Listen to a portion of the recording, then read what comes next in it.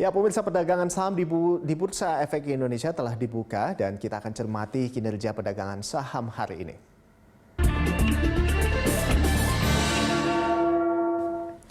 Ya, dan untuk mengetahui pergerakan saham hari ini, kita akan membahasnya bersama founder LBP Institute, Lucky Bayu Purnomo. Selamat pagi, Mas Lucky. Pagi. Ya, baik Mas Lucky. Ini kita lihat IHSG kan melemah cukup dalam, bahkan sudah meninggalkan level 5.000 tadi. Nah, ini apakah akan trading hold? Ini di sini dengan ya.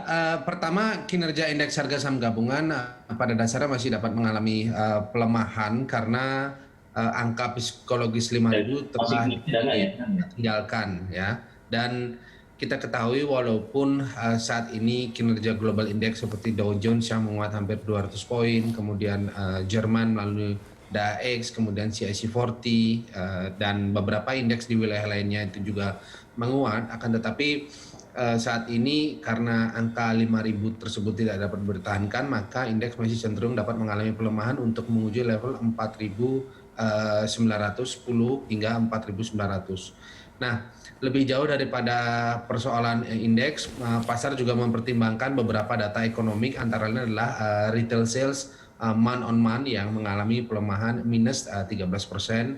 Kemudian pasar juga mempertimbangkan bagaimana mengantisipasi potensi pelemahan angka GDP yang sebelumnya telah diperoleh di angka capaian minus 5,32% untuk kuartal berikutnya.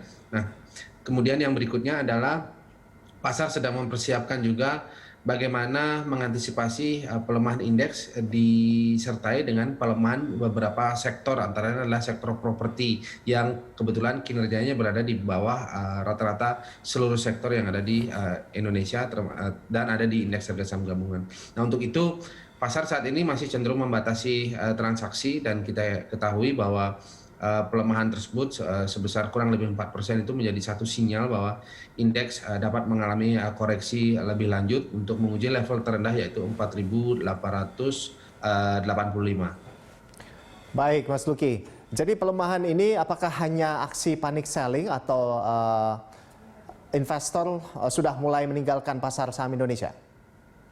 Pada dasarnya ini bukan merupakan satu sentimen yang temporer, dalam arti ini bukan satu cermin kepanikan, akan tetapi pasar mempersiapkan antisipasi terhadap beberapa data-data, baik data ekonomi ataupun data pasar itu sendiri, di mana kita ketahui bahwa sebenarnya kalaupun panic selling harusnya indeks mengalami pelemahan lebih rendah daripada kondisi saat ini.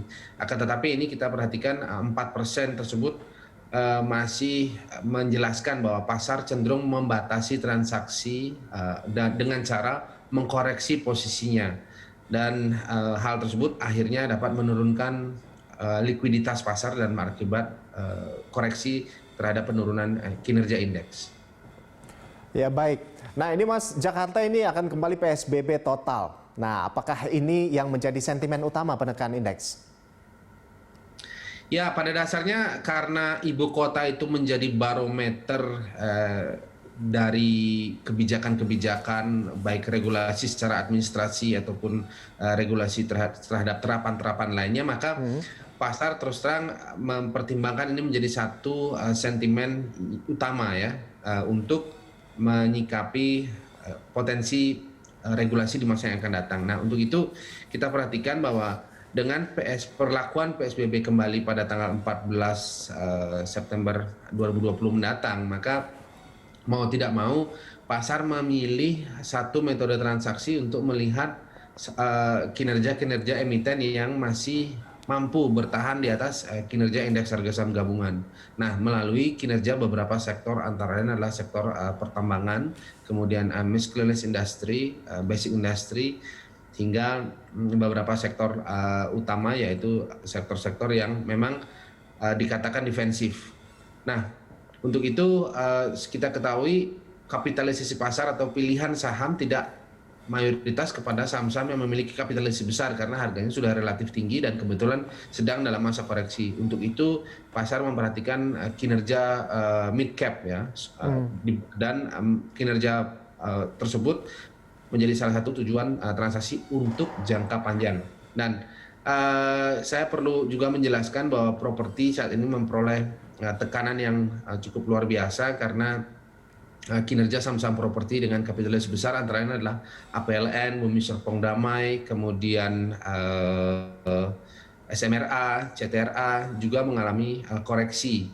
Dan itu menjelaskan bahwa sebenarnya dengan PSBB ini sektor properti adalah sektor yang paling tertekan. Baik, Mas, jadi di tengah semua sentimen negatif ini, apakah ada sentimen positif yang bisa mengangkat IHSG?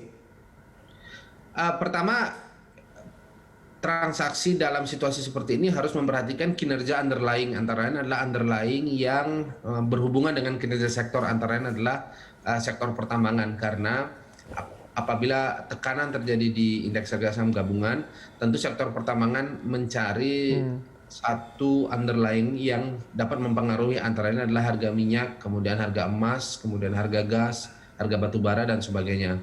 Dan kebetulan underlying tersebut saat ini masih berhubungan dengan beberapa sektor yang ada di Indonesia, antara lain adalah sektor pertambangan dengan saham-saham yaitu Antam, PTBA, Tins, kemudian Pegas, ya, kemudian ITMG dan Adaro.